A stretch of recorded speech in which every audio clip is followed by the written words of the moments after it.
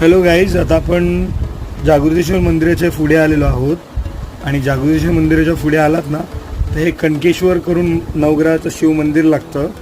हे कणकेश्वरवरून मला लक्षात आलं जेव्हा मी अलिबागला गेलो होतो ना, तेव्हा गाईज एका डोंगरावर 15 किलोमीटर लांब अलिबागवरून कुणकेश्वर म्हणून शंकराचं मंदिर आहे. खूप प्रसिद्ध मंदिर आहे ते, खूप डोंगरावर पण आहे ते, पण 2-2.5 तास लागतात जायला, परंतु खूप वातावरण चांगलं आहे तिकडचं आणि परिसरही खूप सुंदर होता. सो गाईज आता आपण कणकेश्वरला चाललो आहे जे वाशी नवी मुंबईमध्ये आहे आणि गाईज तेही बंद आहे. सो आज तेही मंदिर बंद होतं. आपण थोडंसं जाळीतून वाकून बघायचा प्रयत्न केला तर आतमध्ये आपल्याला दिसत आहेत हे नवग्रह आहेत आणि हे नवग्रहांच्या बाजूला समोर इथे आतमध्ये थोडं झूम करू आपण. गाईज झूम केल्यानंतर आपण पाहू शकता एक शिवलिंग आहे, त्या शिवलिंगावर शेषनाग आहे आणि विठ्ठल रुक्माई. गाईज मोठी व्हिडिओ पाहायला विसरू नका.